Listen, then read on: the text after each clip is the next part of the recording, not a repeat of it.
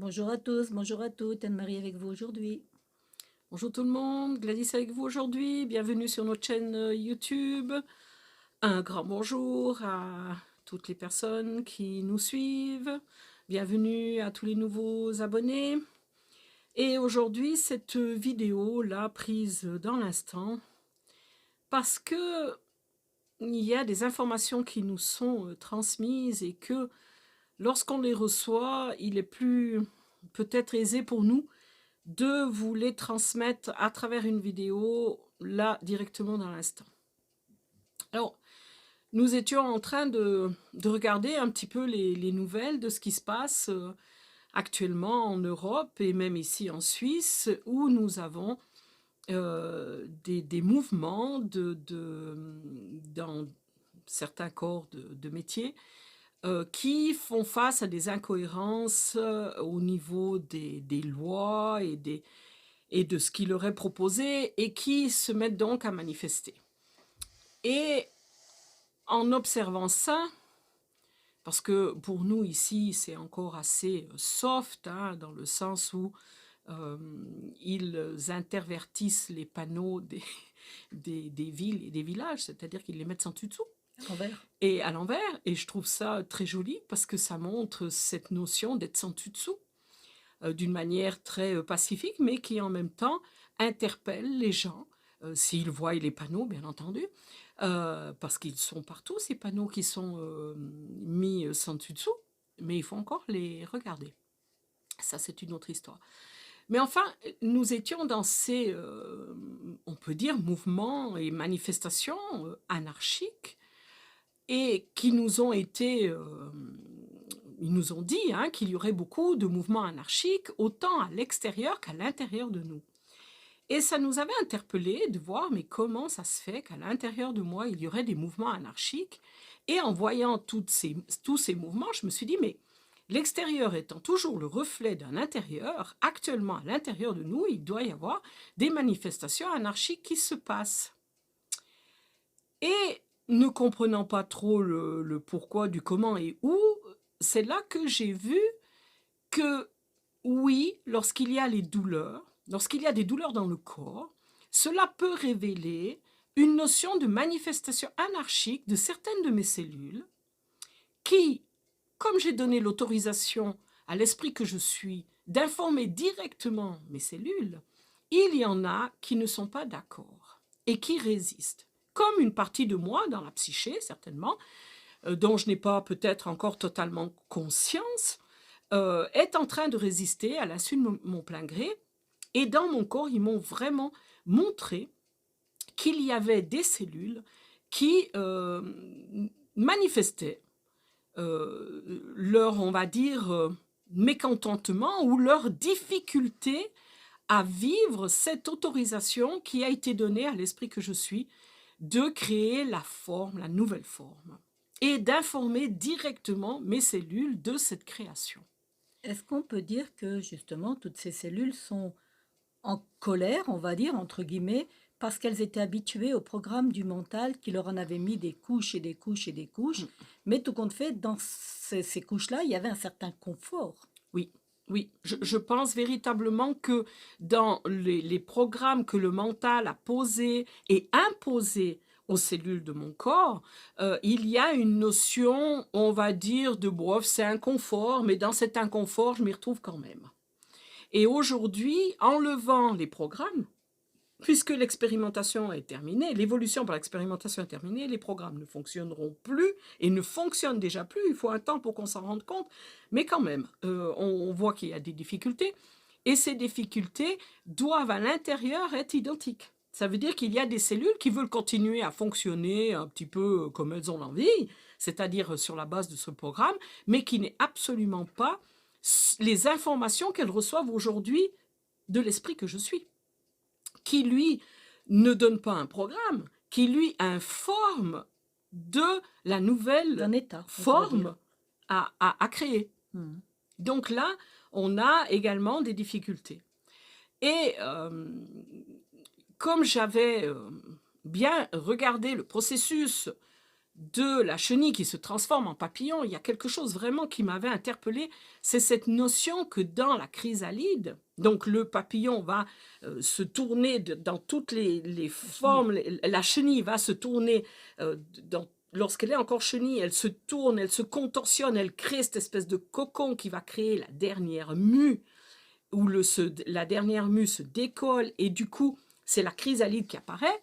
Ça, c'est une chose. Mais à l'intérieur de la chrysalide, à un moment donné, il y a la digestion de la chenille par son propre système, on va dire, digestif, créant de l'énergie pour après nourrir les cellules souches. Et ce phénomène-là, je n'arrivais pas à voir le lien avec ce qui se passerait dans le corps humain. Et j'ai demandé jusqu'à ce que ça me montre que nous aussi, nous avons, on peut dire, une chambre de feu à travers l'estomac, et que ce feu, lorsque j'ingère de la nourriture, ce feu dans l'estomac broie tous les aliments, qui après passent dans les intestins, et qui là, eh ben, il y a ceux que le corps ne peut pas assimiler et qui sont évacués, et ceux que le corps assimile, et à ce moment-là, ça devient de la nourriture pour les cellules. Et ils m'ont montré que c'était, à la limite, par le feu de l'esprit que je suis, qui va, on peut dire, broyer cet humain, le corps, mais surtout cet humain, ce que je suis, en tant qu'animal qui a une pensée. Hein? Donc, l'esprit que je suis dans ce feu va broyer cette espèce d'humain qui est un animal avec une pensée. L'esprit va le broyer par le feu de l'esprit, et cela va générer, on va dire, une substance. Si elle n'est pas utilisable, elle va être, par l'esprit, elle va être, on va dire, évacuée. Et si elle est utilisable, elle va servir de nourriture aux nouvelles cellules, aux cellules souches, physiquement, et aux nouvelles cellules pour créer la nouvelle forme. Tout à fait. Et ils m'ont montré qu'à l'intérieur de ça, ça allait créer quand même, dans cette chambre de feu, une espèce de mouvement anarchique qui va broyer tout cela. Et j'ai revu cette notion de mouvement anarchique à l'intérieur du corps. Donc on pourrait dire à la limite que on va être sujet actuellement à des désagréments physiques dus justement à ce, entre guillemets, broyage énergétique de l'esprit, par l'esprit que nous sommes, donc dans le feu de la, on va dire, comme un peu le phénix qui renaît de ses cendres, hein, dans ce feu où l'être qu'on était va, entre guillemets, brûler pour pouvoir renaître. Oui, de la même manière que les alchimistes parleraient de l'athanor, ou dans lequel il y a ce feu qui transforme. Tout à fait. Donc oui, des désagréments. Et à accueillir, accepter, en sachant que ce sont des parties de nous non utiles et non utilisables par le divin humain que je vais être, on va dire, par l'esprit. Alors, moi, j'aime pas trop ce terme. Ouais. Je préfère dire que cela va être utile pour la création par l'esprit que je suis de la nouvelle forme. Voilà. Parce que pour moi, je ne considère plus que cette forme sera forcément une forme humaine. Ce sera la forme nécessaire à l'esprit que je suis dans sa manifestation. Et c'est pour ça que je préfère appeler que cette nouvelle forme sera le terrien, puisqu'il habite et qu'il manifeste l'esprit que je suis sur la terre. Alors, c'était un peu ça. Ce qui est important de voir, c'est que oui, il peut y avoir beaucoup de désagréments au niveau de notre corps physique, et ça, c'est important aussi de les accueillir et de se donner du temps, au corps pour vivre cette transformation.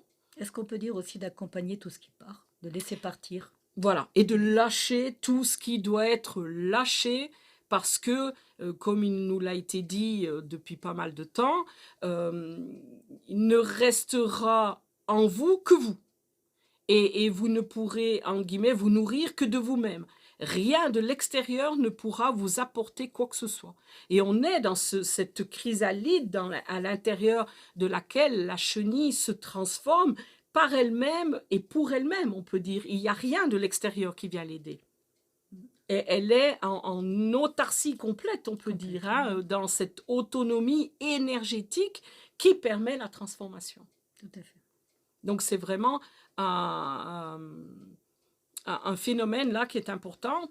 Peut-être que tout n'est pas encore très clair, mais en tout cas, je comprends mieux cette notion de digestion et de digérer notre propre corps, notre propre psyché, tous les corps que nous avons de par cette expérimentation à travers l'interface de l'âme qui a créé différents corps et tout cela, c'est comme si ça doit se réunir pour être digéré par l'esprit que je suis pour qu'il crée la nouvelle forme. Voilà. Voilà. Et encore une petite, puisque j'ai parlé de terrien, nous avons eu un commentaire qui m'a beaucoup fait sourire et même rire, parce que la personne disait, terrien, tu es rien. Et pour moi, le fait de t'es rien, en fait, tu es tout. Donc, quand t'es rien, t'es tout. Pourquoi? Parce que tu es la manifestation totale et entière de l'esprit que tu es, mais c'est vrai que t'es rien, parce que mentalement, il n'y a plus rien. Encéphalogramme plat. Et ça, quand on le vit, c'est quelque chose de magique. Même si c'est très perturbant, et nous l'avons vécu, donc nous savons de quoi nous parlons, là, c'est un témoignage, mais lorsque l'encéphalogramme est plat, c'est en même temps un vide d'une telle plénitude, c'est tellement rempli que c'est waouh. Voilà pour cette petite vidéo. Il y a quelque chose à nous dire? Non, non, non, non. Je pense qu'il y aura une prochaine vidéo que je voudrais faire qui va parler des vidéos d'hier par rapport à la mort, parce que je sais que j'ai pas assez bien expliqué et qu'il faut que je reprenne le sujet, mais ça sera pour plus tard. Ok. Alors en attendant, on vous dit à tout bientôt. À tout bientôt.